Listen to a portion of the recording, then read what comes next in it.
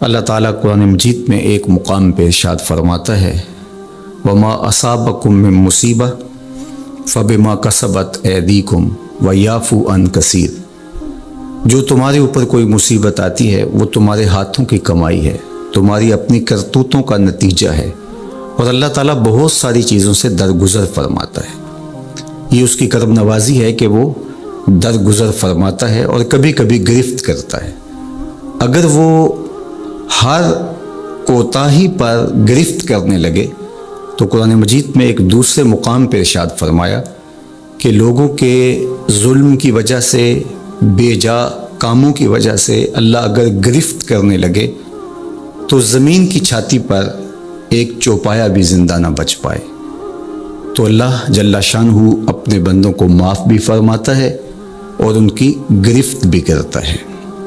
پچھلی امتیں جب گناہوں میں مبتلا ہوتی تو ان کو تنبیہات کی جاتی، ان کو سمجھایا جاتا انبیاء علیہم السلام کے ذریعے سے، اور انہیں چھوٹے عذاب کے جھٹکے دے کر کے تنبیہ کی جاتی۔ لیکن جب وہ قومیں نہ سنبھلتی تو اللہ تعالیٰ جل شانہ ان کے اوپر عذاب استیصال نازل کرتا۔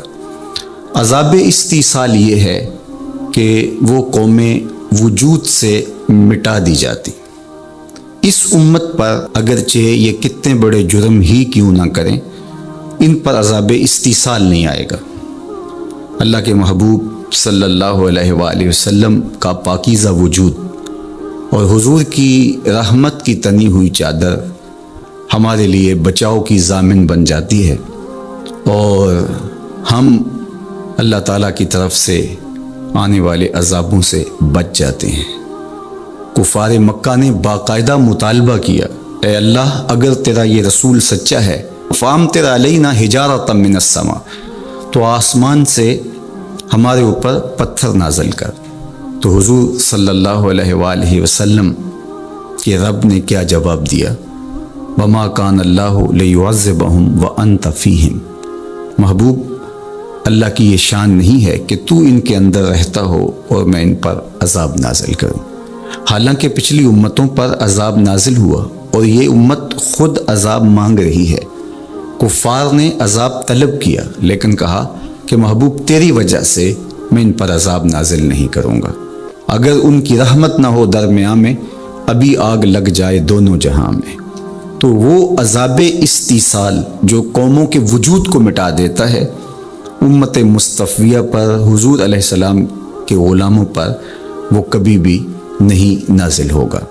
لیکن آزمائشیں، ابتلائیں اور سزائیں ان کو وقفے وقفے سے دی جاتی ہیں تاکہ یہ سنبھل جائیں اور اپنے اعمال کو درست کریں اور اپنا محاسبہ کریں۔ اگر وہ اس کے باوجود بھی نہ سمجھیں تو اللہ تعالیٰ جل شانہ کی سخت ناراضگی کا موجب ہے۔ اہل ایمان پر جو ابتلائیں آتی ہیں، جو آزمائشیں آتی ہیں، اس پر جب وہ صبر کرتے ہیں اور اللہ کی طرف رجوع کرتے ہیں تو ان کو اس کا اجر اور اس کا صلہ دیا جاتا ہے۔ حضور نبی رحمت صلی اللہ علیہ وآلہ وسلم نے ارشاد فرمایا کہ مومن کے پاؤں میں کانٹا بھی چبھتا ہے تو وہ بھی اس کے گناہوں کا کفارہ بنتا ہے، وہ بھی اس کے لیے بہتری کا ضامن بن جاتا ہے۔ تو جو وبائیں آتی ہیں، تکلیفیں آتی ہیں، تو وہ اس کے لیے بہتری کی ضامن ہوتی ہیں۔ اسی لیے تو وباؤں سے جو اللہ پر یقین رکھتے ہوئے انتقال کرتے ہیں وہ شہید کے زمرے میں آتے ہیں۔ کتنا بڑا درجہ ہے شہادت کا، لیکن ان کو یہ نصیب ہوتا ہے۔ وہ اپنے آپ کا محاسبہ کرتے ہیں۔ کیسے ہمیں پتہ چلے کہ جو مصیبت ہمارے اوپر آئی ہے وہ سزا ہے یا ابتلا ہے؟ تو علماء نے کہا کہ جو وبا، جو مصیبت، جو تکلیف تمہیں پہنچتی ہے اس پر اگر تمہیں اللہ کی طرف رجوع نصیب ہوتا ہے تو وہ ابتلا ہے، اس سے تمہارے درجے بلند ہوں گے، تمہارے گناہ مٹیں گے۔ اور اگر ان آزمائشوں، ان امتحانات اور ان وباؤں کے باوجود بھی تمہارا اللہ کی طرف رجوع نہیں ہوتا اور تم اسی طرح اپنی زندگی کو گزارتے ہو جس طرح اس سے قبل گزارتے ہو تو وہ تمہارے لیے سزا ہے۔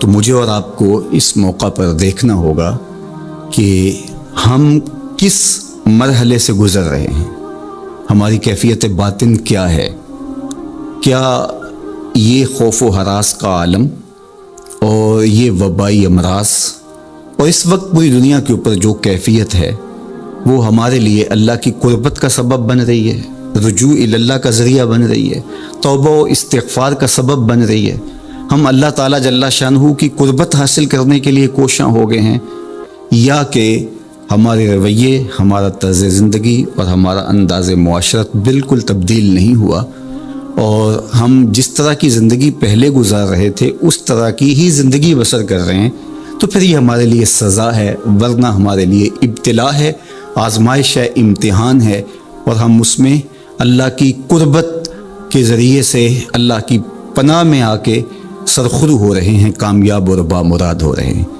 یہاں ہمیں دیکھنا ہوگا کہ اس وقت سسکتی انسانیت کے لیے ہمارا رویہ کیا ہے۔ کیا ہم نے اشیاء خورد و نوش سے لے کر کے ضروری ادویات تک اور انسانی ضرورت کے لیے اس وبا سے بچنے کے لیے جو ماسک پہنا جاتا ہے اس کو حصول زر کا ذریعہ بنایا، یا کہ ہم انسانیت کی خدمت کے لیے اس وقت میدان عمل میں موجود ہیں؟ تو ہم اپنے عمل سے، اپنے رویے سے اپنے آپ کو جج کر سکتے ہیں، اپنے آپ کو دیکھ سکتے ہیں۔ اقبال نے کہا تھا اپنے دل سے پوچھ، ملا سے نہ پوچھ۔ تو ہمیں اپنے اندر سے فتویٰ ملتا ہے ہم کس جگہ پہ کھڑے ہیں، تو ہمیں اس حوالے سے اپنے آپ کو دیکھنا چاہیے۔ اللہ تعالیٰ جل شانہ نے ہمیں اس ابتلا میں، اس آزمائش میں مبتلا کیا ہے، تو اس میں اس کی حکمت بالغہ کیا ہے ہم نہیں جانتے، لیکن ہم اس کی طرف ہی رجوع کر کے، اس کے حضور عجز کر کے، اپنے گناہوں کی معافی مانگتے ہوئے کثرت استغفار کے ذریعے سے اس میں کامیاب اور سرخرو ہونے کی کوشش کریں۔ اللہ جل شانہ کے محبوب علیہ السلام نے ہمیں مشکلات سے صبر کے دامن کو تھام کر گزرنے کی تلقین کی ہے، اور صبر اجر کا ضامن بنتا ہے، اور اگر بے صبری کے ذریعے سے اور واویلے کے ذریعے سے ہم وقت گزارتے ہیں تو تکلیف تو اس سے کم نہیں ہوتی، لیکن اجر برباد کر بیٹھتے ہیں۔ ہمیں ایسی مشکل گھڑیوں میں صدقہ و خیرات کے ذریعے سے اللہ کی قربت اختیار کرنے کا حکم دیا گیا۔ فرمایا گیا داؤ مرداکم بالصدقہ، اپنے مریضوں کا علاج صدقے سے کرو، تمہارے امراض کا علاج صدقے میں چھپا ہوا ہے۔ جب تم صدقہ کرتے ہو تو مشکلیں ٹلتی ہیں، تکلیفیں دور ہوتی ہیں، اور پھر تضرع کے ساتھ، زاری کے ساتھ، دعاؤں کے ساتھ، التجاؤں کے ساتھ اللہ کے حضور پیش ہو جاؤ۔ تم امتحان گاہ میں کھڑے ہو، وَاسْتَقْبِلُوا امواج البلا بالدعاء والتضرع، فرمایا کہ بلاؤں اور آزمائشوں کی موجیں جب تمہاری طرف بڑھ رہی ہوں تو تم تضرع اور زاری کے ساتھ اللہ کی مدد اور اللہ کی پناہ لے لو، اور جب تم اس کی پناہ میں آ جاؤ گے تو پھر تکلیفیں تمہارا کچھ نہیں بگاڑ سکتی، تمہارے درجے بلند ہوں گے اور تمہاری خطاؤں سے اللہ درگزر فرمائے گا، اور تمہارے لیے راحتوں کے، کرم نوازیوں کے در کشادہ ہوں گے۔ اللہ جل شانہ کی بارگاہ میں ہم دعا بھی کریں، کثرت کے ساتھ استغفار بھی طلب کریں، چونکہ استغفار ہمارے لیے تریاق کا درجہ رکھتا ہے، بالخصوص جب ہم ان حالات میں ہیں۔ حضرت سیدنا عمر رضی اللہ تعالی عنہ فرماتے ہیں لو نزلت صاعقۃ من السماء ما اصابت مستغفرا، آسمان سے کڑکتی ہوئی بجلیاں بھی نازل ہوں تو جو استغفار کر رہا ہوگا وہ ان سے محفوظ رہے گا۔ تو استغفار کرنے والا اللہ جل شانہ کی پناہ میں آ جاتا ہے، اس کی حفاظت کے حصار میں آ جاتا ہے۔ حضرت امام شافعی علیہ رحمہ فرماتے ہیں کہ میری زندگی کا نچوڑ، میں نے جو دین پڑھا ہے، دین سمجھا ہے، تو اس کا خلاصہ یہ ہے کہ ما رأیت انفع للوباء من التسبیح، وباؤں اور ابتلاؤں کے اندر تسبیح سے بہتر میں نے کوئی وظیفہ نہیں پایا ہے۔ تو جب آپ اللہ کی تسبیح بولتے ہیں، اس کی پاکی بولتے ہیں، تو آپ اللہ کی رحمتوں کے حصار میں آ جاتے ہیں، اس کی پناہ میں آ جاتے ہیں۔ تو اللہ تعالیٰ جل شانہ آپ سے مصیبتوں کو اٹھا لیتا ہے، تکلیفوں کو اٹھا لیتا ہے۔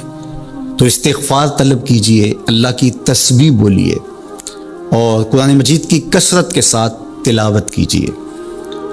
آج جب کہ فرصت کے لمحے ہمارے ہاتھ آ ہی گئے ہیں اور ہم کسی وجہ سے گھروں میں بیٹھ ہی گئے ہیں، تو اس موقع پر ہمیں کتاب اللہ کے ساتھ جڑنا چاہیے۔ کتاب اللہ کے ساتھ ہمارا تعلق جتنا مضبوط ہوگا، اللہ پر یقین اتنا ہی پختہ سے پختہ تر ہوتا چلا جائے گا۔ لیکن آج اگر سویر سے لے کر شام تک اور شام سے لے کر سویر تک ہم اپنا وقت یوں ہی برباد کر رہے ہوں اور ہمیں قرآن مجید کھول کر کے پڑھنے کی توفیق بھی میسر نہ آئے، تو پھر اس کا مطلب یہ ہے کہ ہم اس سزا کو کاٹ رہے ہیں، اس ابتلا سے اللہ کی قربت حاصل نہیں کر رہے۔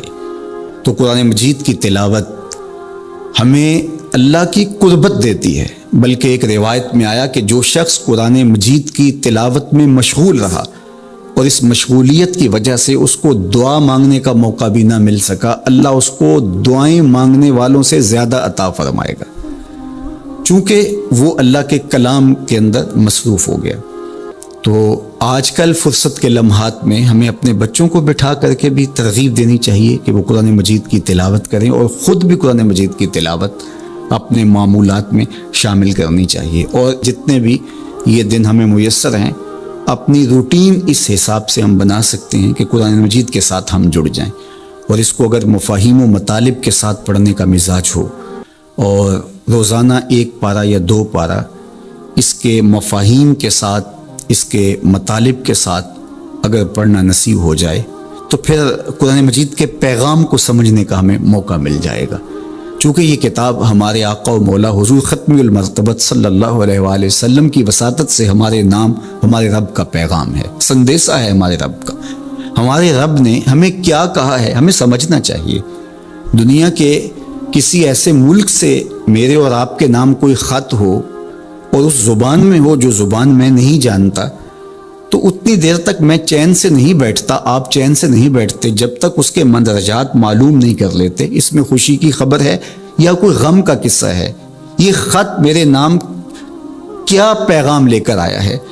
تو صاحب یہ قرآن حضور کی معرفت ہمارے نام ہمارے رب کا خط ہے۔ تو ہمیں دیکھنا ہوگا کہ اس کتاب نے ہمیں کیا پیغام دیا ہے، اس کتاب کا حکم نامہ ہمارے نام کیا ہے، اور پھر ہم اس کتاب کو اپنی زندگی میں اتار کر کے اپنے شب و روز کے اندر شامل کر کے اس کی تعلیمات کو ایک پاکیزہ اور ستھرے مسلمان بن کے ابھر سکتے ہیں۔ تو اس موقع سے بھرپور فائدہ ہمیں حاصل کرنا چاہیے۔ اس کی تلاوت بھی کریں، خالی تلاوت بھی قرآن مجید کی تمہیں محرومیوں سے نکالے گی۔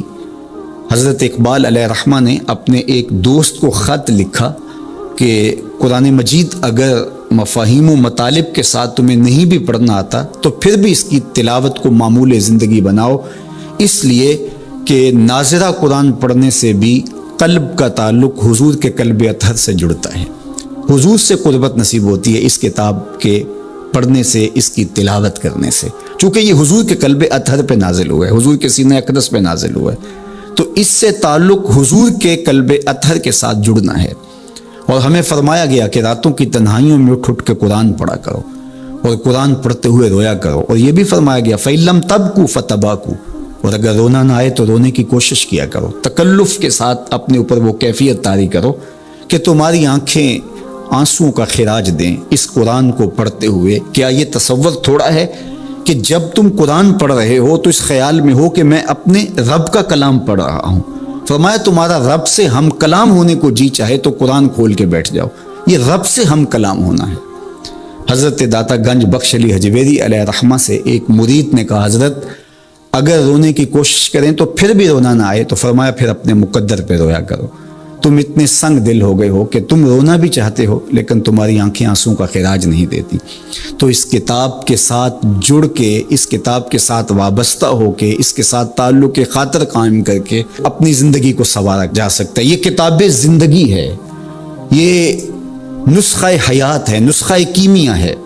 فاش می گوئم آنکھ در دل مزمرست، این کتاب نیست چیز دیگرست۔ اقبال نے کہا اگر میں کھل کے بتا دوں جو میرے سینے میں پوشیدہ ہے، یہ کتاب نہیں، یہ کوئی اور ہی چیز ہے۔ یہ زندگی بخش ہے، یہ حیات آفری ہے، اس کا ایک ایک لفظ نور دیتا ہے، اس کا ایک ایک حرف اجالے بانٹتا ہے۔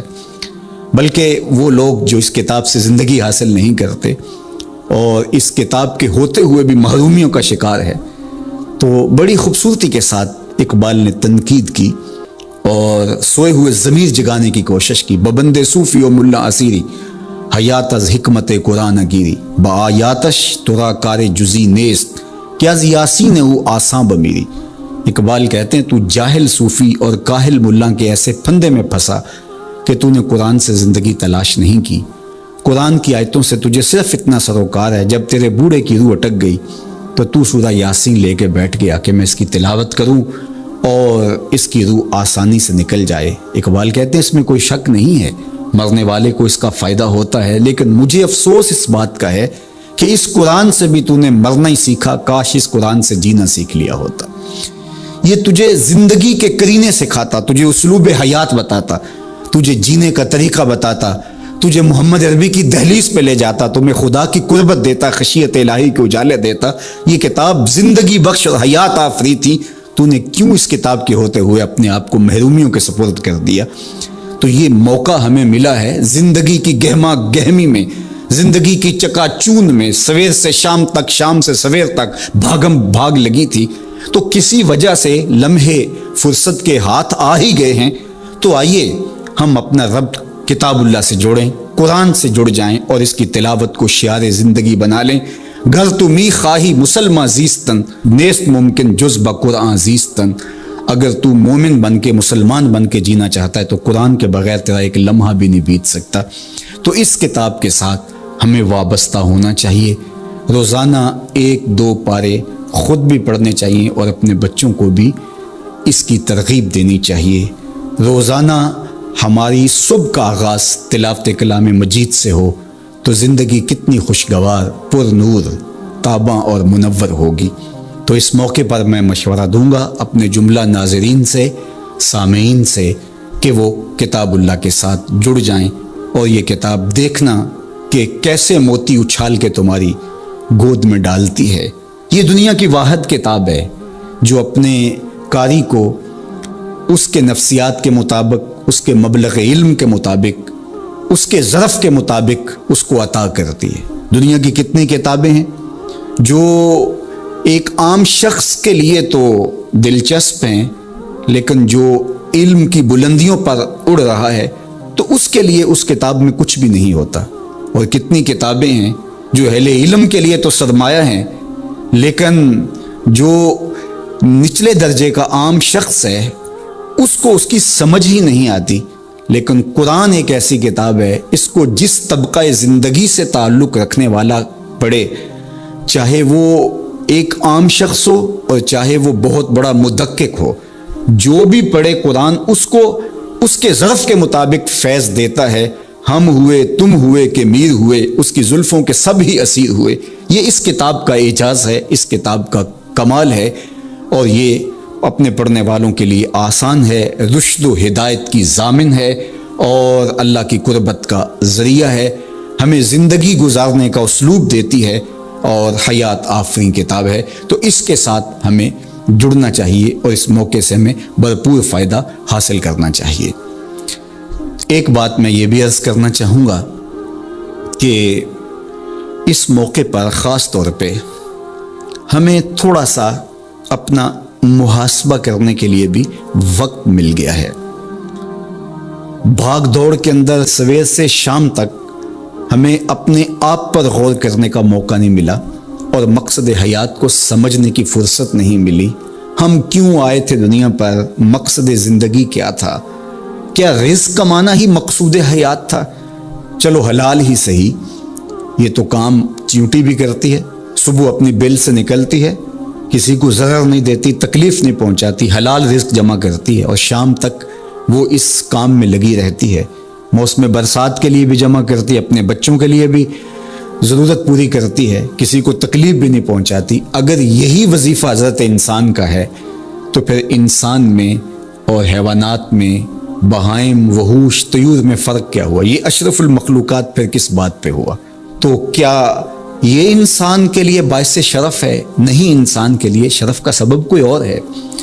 اس نے اپنے مقصد کو سمجھنا تھا، آنے کے مقصود کو جاننا تھا، اور جو اپنے مقصود زندگی کو ہی نہیں سمجھ پایا تو قرآن نے ایک مقام پہ ارشاد فرمایا، من کان فی ہذہ اعمی فہو فی الآخرۃ اعمی، جو اس دنیا میں اندھا رہا کل قیامت کے دن بھی نابینا اٹھایا جائے گا۔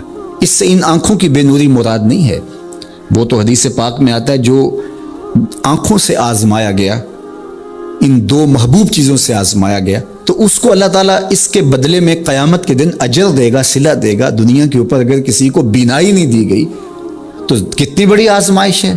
جہاں اندھیرا ہے، کائنات کی رنگینیاں، خوبصورتیاں، کائنات کا جمال، یہ کیا کچھ ہے کائنات کے اندر، لیکن وہ کچھ نہیں دیکھ پایا۔ اب وہ ایک عجیب اذیت سے تو گزرتا ہے لمحہ لمحہ، تو اس کا صلہ اس کو اس کے بدلے میں آخرت میں دیا جائے گا۔ تو یہ نہیں کہ دنیا کے اوپر نابینا تھا کوئی، ان ظاہری آنکھوں میں روشنی نہیں تھی تو قیامت کے دن بھی نابینا اٹھایا جائے، اس کا کیا قصور؟ اس سے مراد دل کا نابینا ہونا ہے۔ جو اس دنیا میں اندھا رہا، جس کے دل نے اللہ کی معرفت کا نور نہ پایا، جو مقصد زندگی نہ سمجھ پایا، جو مقصد زیست نہ سمجھ پایا، میں دنیا پہ آیا کیوں تھا، وہ کیا خوب کہا تھا اکبر الہآبادی نے، کیا بتائیں احباب کیا کار نمایاں کر گئے، بی اے کیا، نوکر ہوئے، پینشن ملی اور مر گئے۔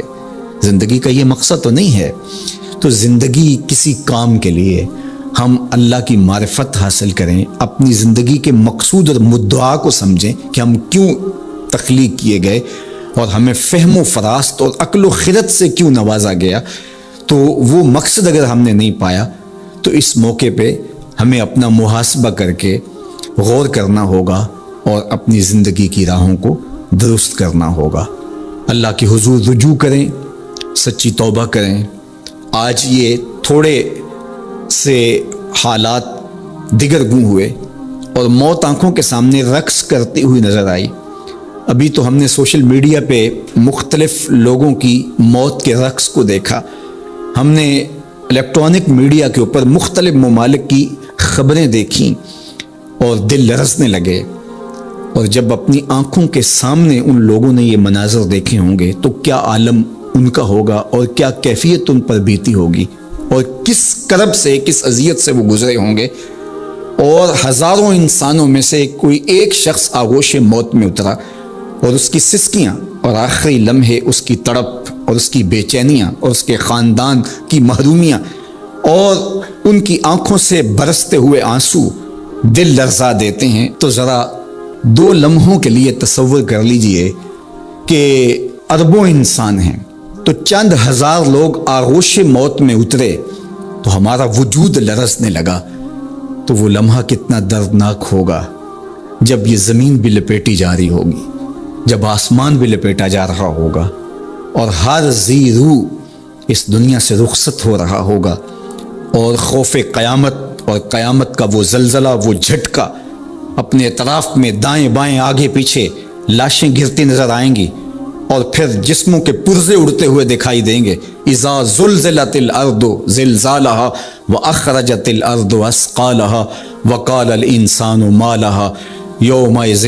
تحدث اخبارها۔ وہ داروگیر کے لمحے، وہ ایک خوفناک چنگھاڑ اور چیخ، وہ اتنا دردناک لمحہ ہوگا کہ ہول قیامت سے پیدا ہوتے ہوئے بچے کے بال سفید ہو جائیں گے۔ وہ اتنا دردناک لمحہ ہوگا۔ تو وہ لمحہ بھی آنے والا ہے، اور ہم سب لوگ آغوش موت میں اترنے والے ہیں۔ اگر اس وبا سے میں اور آپ بچ کے نکل بھی جاتے ہیں تو کیا موت سے ہم بچ پائیں گے؟